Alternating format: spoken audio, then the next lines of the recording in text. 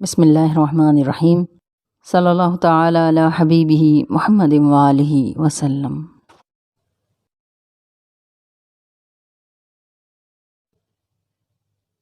نگاہ عشق و مستی میں وہی اول وہی آخر، وہی قرآن وہی فرقان، وہی یاسین وہی طٰہٰ۔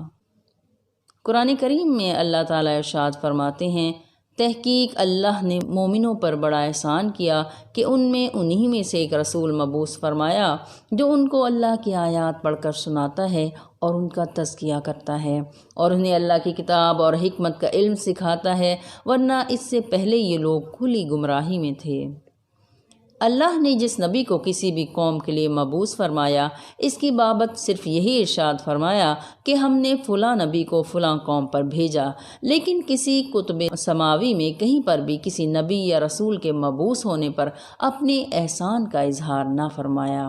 واضح رہے، ہمیشہ اس احسان کا ہی اظہار کیا جاتا ہے جو غیر معمولی طور پر بہت ہی بڑا اور اپنی نظیر آپ ہو، یا جس احسان کے وقت خود محسن کی نگاہ میں بہت زیادہ ہو۔ نقیب الاولیاء خواجہ شمس الدین عظیمی صاحب فرماتے ہیں کہ احسان کا مطلب کسی کو حق سے بڑھ کر عطا کرنا ہے، لطف و کرم کرنا ہے، یعنی احسان کا مطلب یہ بھی ہے کہ دوسرا شخص یا اشخاص جس سلوک کے مستحق ہیں، اس سے کہیں زیادہ ان سے اچھا سلوک کرنا۔ حدیث رسول صلی اللہ علیہ وآلہ وسلم ہے، میں آدم کی تخلیق سے 14,000 سال پہلے اپنے رب کے حضور نور کی شکل میں موجود تھا۔ پھر فرمایا، میں وجود میں آنے کے لحاظ سے تمام انبیاء سے پہلے تھا، مگر بعثت کے لحاظ سے میں سب سے آخر میں مبعوث ہوا ہوں۔ حضور اکرم صلی اللہ علیہ وآلہ وسلم کی ولادت سے پہلے آپ صلی اللہ علیہ وآلہ وسلم کے دادا حضرت عبد المطلب نے خواب دیکھا کہ میری پشت سے 4 زنجیریں نکلی ہیں، مشرق مغرب شمال جنوب میں پھیل گئیں، پھر اکٹھی ہو گئی ہیں اور ایک درخت کی شکل اختیار کر گئیں۔ اس درخت پر پتے نہیں تھے بلکہ انوارات تھے، اور مشرق مغرب شمال جنوب سے لوگ نکل کر اس درخت کے پاس پہنچ گئے۔ محمد رسول اللہ صلی اللہ علیہ وآلہ وسلم کی ولادت کی رات اللہ نے جبرائیل سے فرمایا، جنت سے ایک ریشمی رومال لو اور اس کے چاروں کونوں پر لکھو، یا ایھا النبی، پھر یہ غلاف خانہ کعبہ پر ڈال دو اور اعلان کر دو کہ مٹی اور گارے کے گھر کو اللہ نے نبی کی آمد کی خوشی میں ڈھانپ دیا ہے۔ وہ آئے گا تو یتیموں اور بے سہاروں کے سر ڈھانپے گا۔ نبی صلی اللہ علیہ وآلہ وسلم کی آمد کی رات 70,000 سرخ یاقوت کے مکان کوثر کے دائیں کنارے پر اور 70,000 سفید موتیوں کے مکان کوثر کے بائیں کنارے پر بنا دو، اور ان 1,40,000 مکانات یا گھروں کو میلاد کالونی کا نام دو۔ جو میرے نبی کی میلاد منائے گا اسے جنت بھی دوں گا، اور اضافی بونس کے طور پر میلاد کالونی میں ایک گھر دوں گا۔ اس رات بادل کا ایک سفید ٹکڑا کعبہ کے گرد چکر لگا رہا تھا۔ اس نے پوچھا کہ جبرائیل، آج کیا ہے؟ فرمایا جبرائیل نے، آج نبی صلی اللہ علیہ وآلہ وسلم کی آمد کی رات ہے۔ پھر اللہ نے فرمایا، اے بادل، کعبہ کے اوپر سائبان بن جاؤ اور مشک اور عنبر کی بارش برساؤ۔ پھر اللہ نے جنت کو وحی کی، اے جنت، آج سنگھار کرو اور خوش ہو، میرا محبوب دنیا میں جا رہا ہے۔ جنت ہنس پڑی اور قیامت تک ہنستی رہے گی۔ حدیث رسول صلی اللہ علیہ وآلہ وسلم ہے، میرا دنیا میں آنا بھی تمہارے لیے بہتر ہے اور میرا جانا بھی تمہارے لیے خیر ہے۔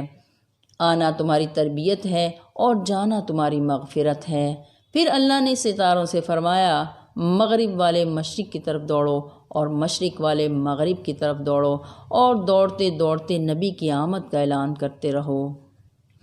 بین الاقوامی روحانی اسکالر خواجہ شمس الدین عظیمی صاحب فرماتے ہیں کہ حضرت عبداللہ بن عبد المطلب کے انتقال کے 2 ماہ بعد 12 ربیع الاول بروز سوموار صبح صادق کے وقت یعنی طلوع فجر بمطابق 20 اگست 570 عیسوی کو محمد رسول اللہ صلی اللہ علیہ وآلہ وسلم کی ولادت باسعادت ہوئی۔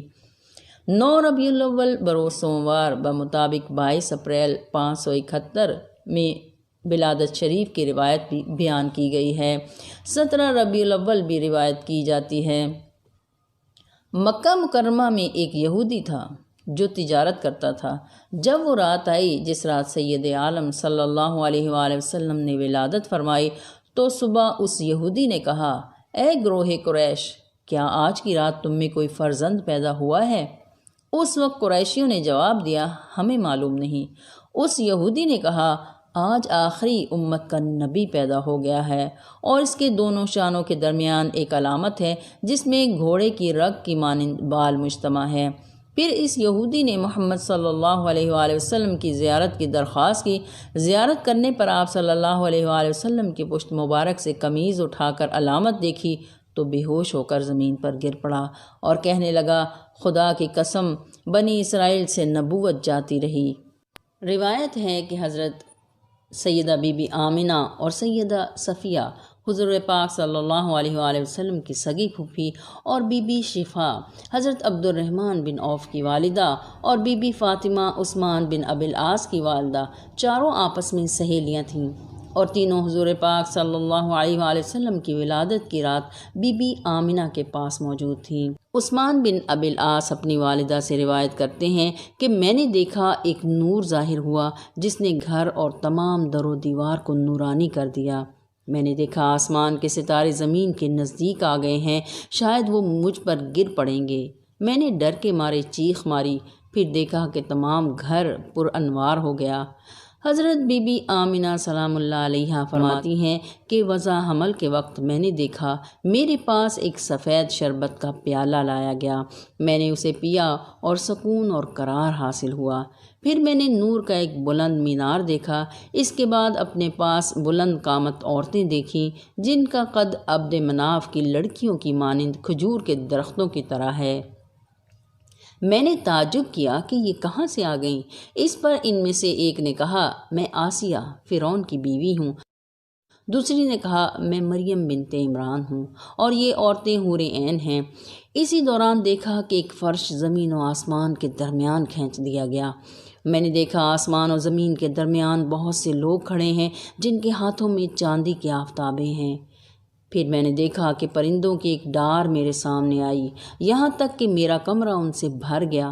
ان کی چونچیں زمرد کی اور ان کے بازو یاقوت کے تھے، اور حق تعالیٰ نے میری آنکھوں سے پردہ اٹھا دیا اور میں نے مشارق و مغرب کو دیکھا، اور میں نے دیکھا کہ 3 علم ہیں، ایک مشرق میں اور ایک مغرب میں اور ایک خانہ کعبہ کے اوپر نصب ہے۔ پھر مجھے درد ذی ہوا اور محمد صلی اللہ علیہ وآلہ وسلم متولد ہوئے۔ اس وقت میں نے دیکھا کہ آپ سجدے میں ہیں اور دونوں انگشتہائے آسمان کی جانب اٹھائے ہوئے ہیں اور تذرہ کی مانند گریہ کنا ہیں۔ محمد صلی اللہ علیہ وآلہ وسلم کی پیدائش کے بعد آپ روئے نہیں، ختنہ کیے ہوئے پیدا ہوئے، ناڑو کٹے ہوئے پیدا ہوئے اور سجدے میں گر گئے اور کہہ رہے تھے، ربی حبلی امتی۔ حضرت بی بی سیدہ آمنہ سلام اللہ علیہا فرماتی ہیں کہ جب محمد صلی اللہ علیہ وآلہ وسلم کو لٹایا گیا تو میں نے ایک بہت بڑے نورانی ابر کو دیکھا جس میں گھوڑوں کے ہنہنانے اور بازوؤں کے پھڑپھڑانے اور لوگوں کے باتیں کرنے کی آوازیں سنیں، یہاں تک کہ اس ابر نے حضور پاک صلی اللہ علیہ وآلہ وسلم کو ڈھانپ لیا اور وہ میری نظروں کے سامنے سے غائب ہو گئے۔ اس وقت میں نے ایک منادی کرنے والے کی آواز سنی، وہ کہہ رہا تھا کہ حضور پاک صلی اللہ علیہ وآلہ وسلم کو زمین کے جملہ گوشوں میں پھراؤ اور جن و انس کی روحوں پر گشت کراؤ، فرشتوں، پرندوں اور چرندوں کو زیارت کراؤ، اور ان محمد صلی اللہ علیہ وآلہ وسلم کو حضرت آدم کے اخلاق، حضرت شیس علیہ السلام کی معرفت، حضرت نوح علیہ السلام کی شجاعت، حضرت ابراہیم علیہ السلام کی خلت، حضرت اسماعیل کی زبان، حضرت اسحاق کی رضا، حضرت صالح علیہ السلام کی فصاحت، حضرت لوط کی حکمت، حضرت یعقوب کی بشارت، حضرت موسیٰ علیہ السلام کی شدت، حضرت ایوب کا صبر، حضرت یونس علیہ السلام کی اطاعت، حضرت یوشع کا جہاد، حضرت داؤد علیہ السلام کا لحن اور آواز، حضرت دانیال کی محبت، حضرت الیاس کا وقار، حضرت یحییٰ کی عصمت اور حضرت عیسیٰ علیہ السلام کے زہد کا پیکر بناؤ اور تمام نبیوں کے دریائے اخلاق میں غوطہ دو۔ سیدہ آمنہ فرماتی ہیں کہ اس کے بعد وہ ابر مجھ پر کھل گیا تو میں نے دیکھا کہ سبز ریشمی کپڑے میں حضور پاک صلی اللہ علیہ وآلہ وسلم لپٹے ہوئے ہیں اور چشمہ کی مانند اس حریر سے پانی ٹپک رہا ہے، اور کوئی کہنے والا کہہ رہا ہے ماشاء اللہ ماشاء اللہ۔ حضور پاک صلی اللہ علیہ وآلہ وسلم کو تمام دنیا پر اس شان سے بھیجا گیا کہ دنیا کی کوئی مخلوق ایسی نہیں ہے جو آپ صلی اللہ علیہ وآلہ وسلم کی تابع فرمان نہ ہو۔ سبھی کو آپ صلی اللہ علیہ وآلہ وسلم کے قبضہ قدرت میں دے دیا گیا ہے۔ پھر میں نے دیکھا کہ گویا آپ صلی اللہ علیہ وآلہ وسلم 14ویں رات کے چاند کی مانند چمک رہے ہیں، اور جس میں اطہر سے مشک و عنبر کی لپٹیں آ رہی ہیں۔ 3 شخص کھڑے ہیں، ایک کے ہاتھ میں چاندی کا آفتابہ ہے، دوسرے کے ہاتھ میں سبز زمرد کا تشت ہے، اور تیسرے کے ہاتھ میں سفید حریر ہے۔ اس کے بعد ایک انگشتری نکالی جس سے دیکھنے والوں کی نظریں جھپک گئیں، اور اسے 7 مرتبہ دھویا، اور اس انگشتری کو آپ صلی اللہ علیہ وآلہ وسلم کے شانوں کے درمیان مہر کیا اور حریر میں لپیٹ کر اٹھایا اور کچھ دیر اپنی آغوش میں لے کر میرے سپرد کر دیا۔ حضرت عبد المطلب علیہ السلام فرماتے ہیں کہ میں شب ولادت محمد صلی اللہ علیہ وآلہ وسلم خانہ کعبہ کے پاس تھا۔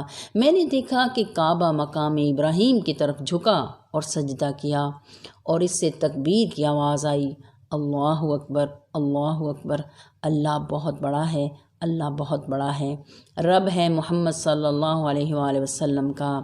اب مجھے میرا رب بتوں کی پلیدی اور مشرکوں کی نجاست سے پاک کرے گا۔